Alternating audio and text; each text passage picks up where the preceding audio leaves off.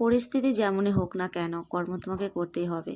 Good afternoon বন্ধুরা, কেমন আছো সবাই? আশা করছি সবাই ভালো আছো, সুস্থ আছো। গরিবের লাইফস্টাইল চ্যানেলে তোমার আবার একবার স্বাগত জানিয়ে ছোট্ট একটা মিনি ব্লগ নিয়ে চলে এলাম। আশা করছি তোমাদের ভালো লাগবে।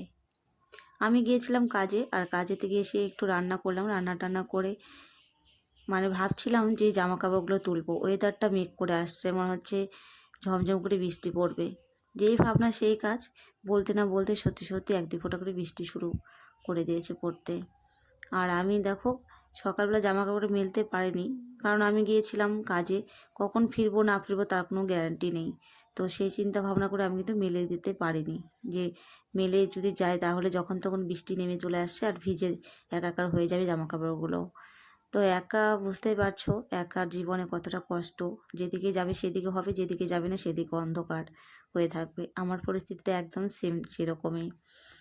আমার তো তেমন কেউ নেই, শুধু মেয়ে আর ছেলে ছাড়া। আর ছেলে মেয়ে দুটো স্কুলে যায়, পড়াশোনা করে, ওরা তো আর সবসময় বাড়িতে থাকতে পারে না। কারণ ওরা যদি বাড়িতে থাকে এগুলো করে ওদের পড়াশোনাটা নষ্ট হবে।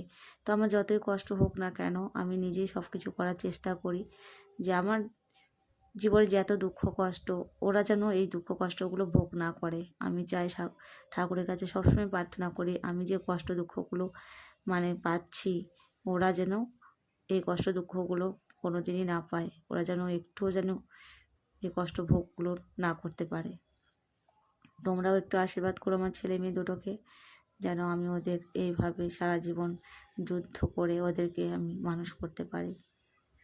তো কাজের থেকে এসেছি আজকে, দেখো আমি বেশিরভাগ আসি 2টো, 2:30, 3টার দিকেই। তো এসে একটু সেরকম কিছুই রান্না করতে পারিনি, শুধু ভাত করেছি আর তোমার সয়াবিন করেছি আজকে। তো তারপরে দেখো আমি এখন স্নানটা করে নেব, উঠান ঝাড়ঝাড়টা দিয়ে নিয়েছি। সকালবেলা একবার উঠানটা ঝাড় দিয়ে গিয়েছিলাম, এসে দেখি আবার 1-2টা করে পাতা পড়ে গেছে। কারণ এই যে বাড়ির উপরে দেখতেই পাচ্ছ আম গাছ আছে, সেই জন্য আর কি ঝাড়দের সাথে সাথে আবার না নোংরা হয়ে যায়। তো আমি যতই আমার কষ্ট হোক তবুও আমি পরিষ্কার পরিচ্ছন্ন রাখার চেষ্টা করি। আমার একদমই ভালো লাগে না নোংরা জিনিসটা। আর পরিষ্কার পরিচ্ছন্ন থাকলে না দেখতে অনেকটা সুন্দর লাগে আর মনটা ভালো লাগে। সেই জন্য আমি কিন্তু রান্না করে উঠানটা ঝাড় দিয়ে নিয়েছি, তারপর এখন জামা কাপড়টা তুললাম।